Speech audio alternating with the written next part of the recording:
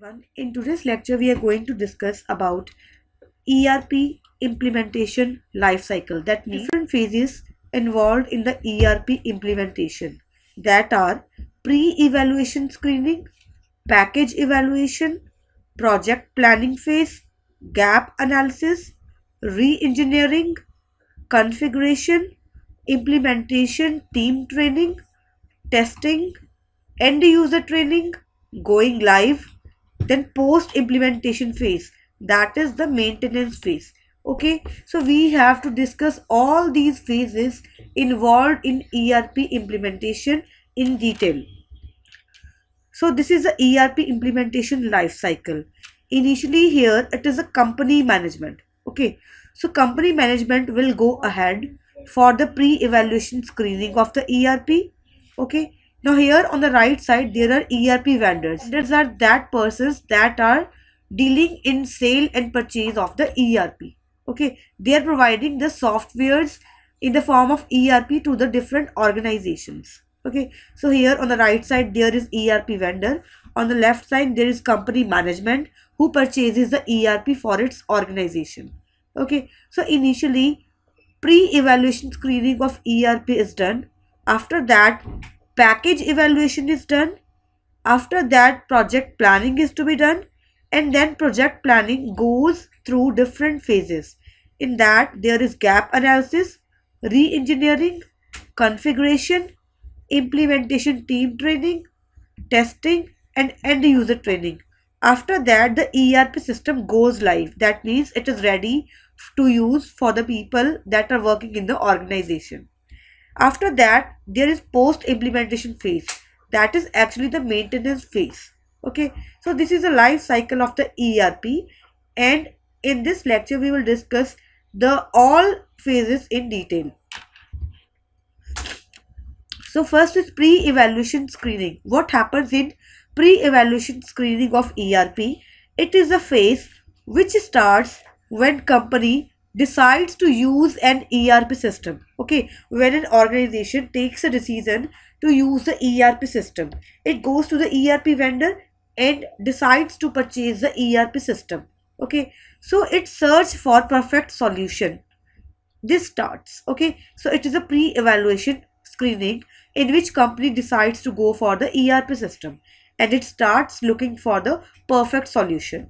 Second, it is very time consuming process to select a few where all claim to be the best. Okay, so whenever an organization decides to purchase ERP, it is a very difficult and time consuming task because the organization tries to buy the best ERP for its organization, and every ERP company claims that their ERP system is the best. So it is very difficult to choose among of the several ERP systems available in the market.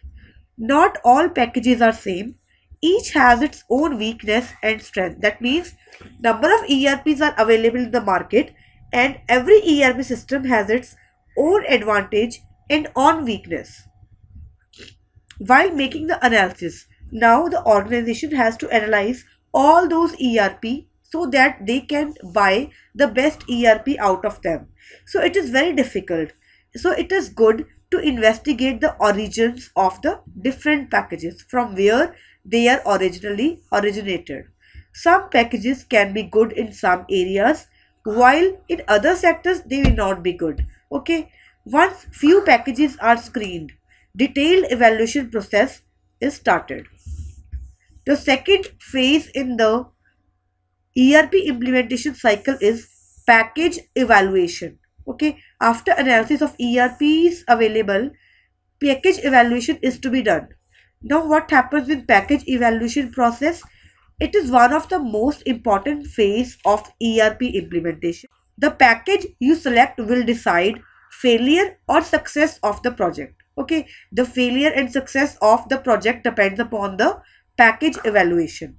There is little room for error in this as ERP packages are so expensive. Okay, so there is least chances of error in the ERP package.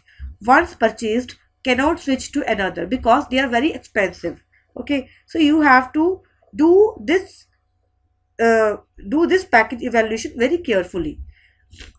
While making the analysis, the important point to consider is while making the analysis, the most important point is nothing is perfect. That means there is no ERP present in the market that is perfect. Every ERP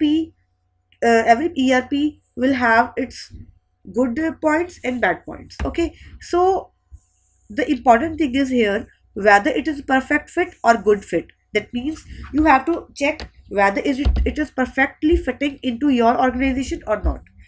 It is impossible to get a system which will perform exactly as the company does business, but aim is to get least number of differences. Okay, so it's very difficult to find out that ERP system in the market that completely matches the business requirements.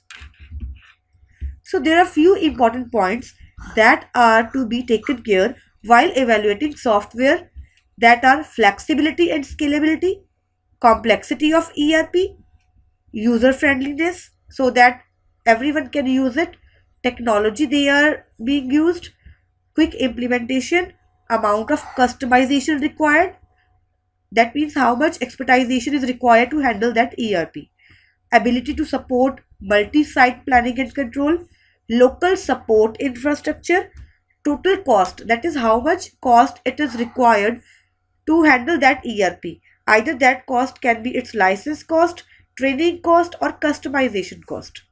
So these aspects are to be taken care while evaluation of the ERP software.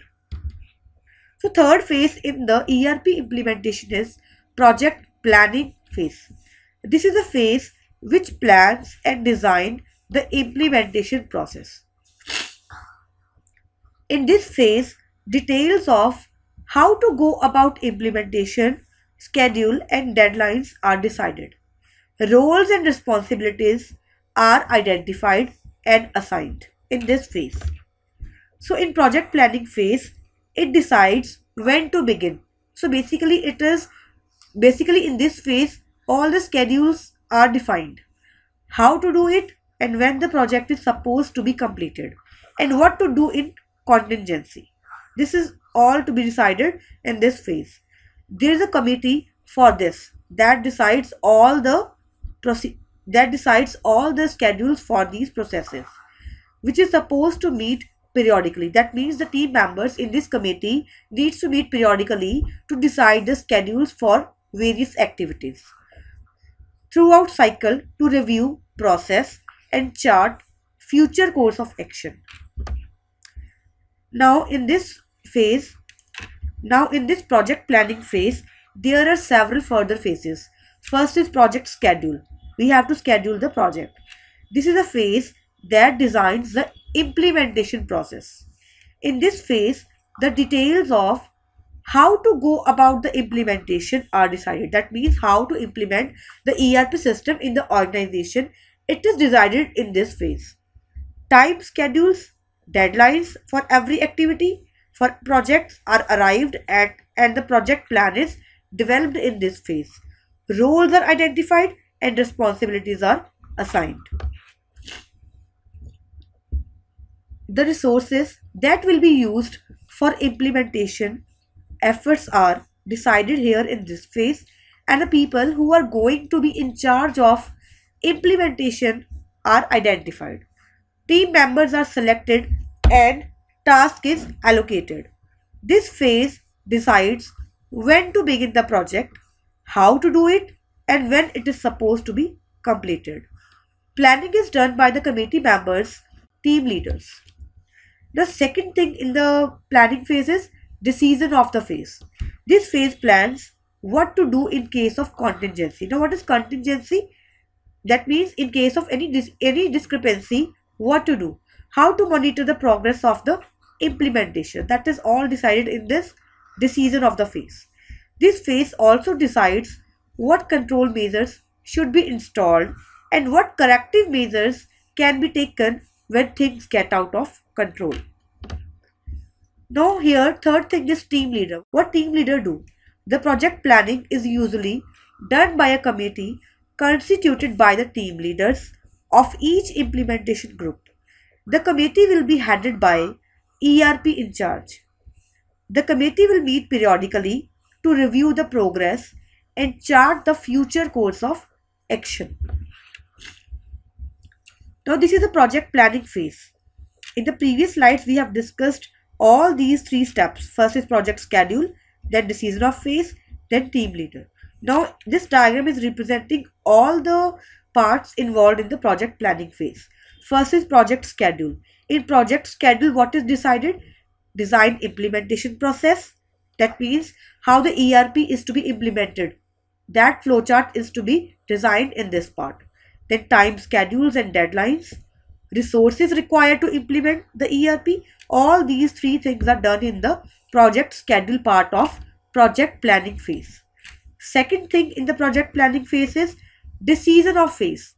Discrepancies, monitoring of the program, control measures and corrective actions. These are to be taken care of.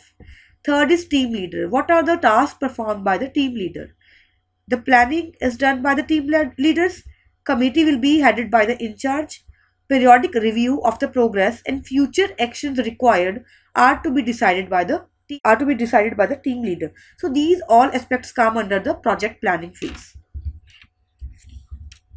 So fourth phase in the ERP implementation life cycle is gap analysis. We have to analyze the gaps. Okay. So what is the importance of gap analysis? Gap analysis is a phase in the ERP implementation where organization tries to find out the gaps between the company's existing business practices and those supported by the ERP package. That means in this phase of ERP life cycle, the organization tries to find out the difference between the earlier state of organization and after the ERP is implemented. So this is process through which companies create a complete model of where they are now and where they want to head in the future using the ERP system. So the main objective of this phase is to design a model which both anticipates and cover any function gap that occurs between the existing system and a system that is going to implement it with the ERP.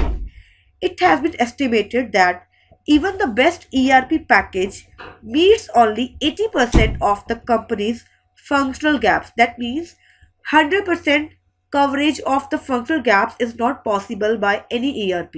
Mostly 80% of the company's functional gaps are covered by the ERP package. So there are different ways to find the gaps. One of the most affordable, but it is difficult, solution entail altering the business to fit the ERP package. Okay, this is one of the solution to find out the gap. Second is that the company can simply agree to live without a particular function. Third solution is pinning your hopes on an upgrade or updation of software, identifying a third-party product that might fill the gap, designing a custom program, altering the ERP source code. It is in this phase that human factors are taken into account. Okay, so there are two different factors. First one is a controversial, involving the use of ERP to aid in downsizing the efforts. Okay, so it is actually the controversial statement because whenever we use the ERP, it will decrease the manual work. In that case, the organization can downsize the employees of its organization. Okay, so in this case, the ERP is used to downsizing the efforts. There have been occasions where high-level executives have invoked the re-engineering slogan and purchased an ERP package with the aim of reducing number of employees. While every implementation is going to involve some change in job responsibility. Okay, so whenever ERP is implemented in an organization, the job responsibilities of every person will definitely change.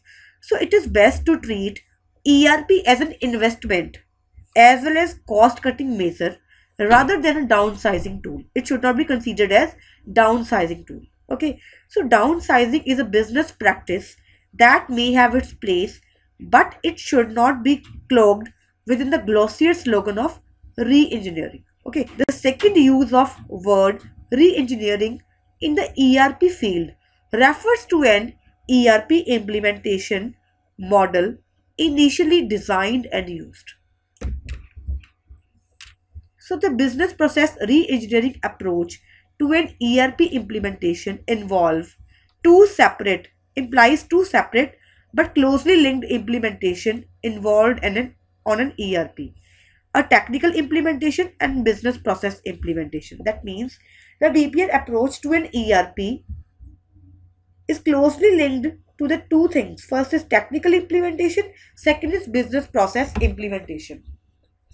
The BPR approach emphasizes the human element of necessary changes within the organization, which is generally more time consuming and has received its share of criticism for creating budget and extended project. Okay, that means it can be time consuming and it can bloat the budget and extend the project. Okay, the ERP market shift to a mid market focus, and as all implementation are becoming more cost sensitive, the BPR approach has come under some real scrutiny. So now what is in the re-engineering? In re-engineering there is human factor taken into account, then downsizing the efforts, then BPR approach. These three things are involved in the re-engineering phase of the ERP implementation life cycle. So next phase of the ERP implementation life cycle is configuration. Now what is the importance of configuration? It is a main functional area of ERP implementation. Okay, we have to configure the ERP after implementing it. Business processes have to be understood and mapped in such a way that the arrived solution matches the overall goals of the company. Okay, so business processes should be understood and mapped in such a way that the solutions that we arrive from that they should match with the overall goal of the company. The prototype. A prototype is a simulation of the actual business process. It is a dummy model of the actual business process of the company that is to be used. The prototype allows for thorough testing of the to-be model. Now what is to-be model? That is to be formed in a controlled environment. As a ERP consultant, configure and test the prototype. They attempt to solve any logistical problem that is in the BPR before the actual go live implementation. That means before the ERP comes into go live situation, before that the ERP consultants try to implement its prototype so that if there will be any issue, it can be resolved before its actual implementation. Now what are the strengths and weakness?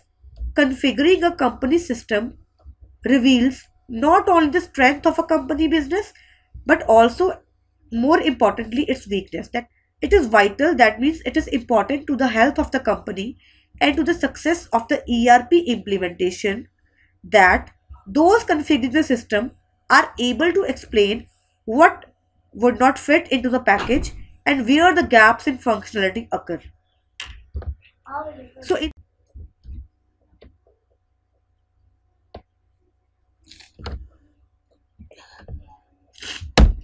So next phase in the ERP implementation life cycle is implementation team training. That is, team training is to be provided after the implementation of ERP. When the configuration is taking place, the implementation team is being trained not how to use the system but how to implement it. There is the phase where company trains the employees to implement and later run the system. This is a training phase actually.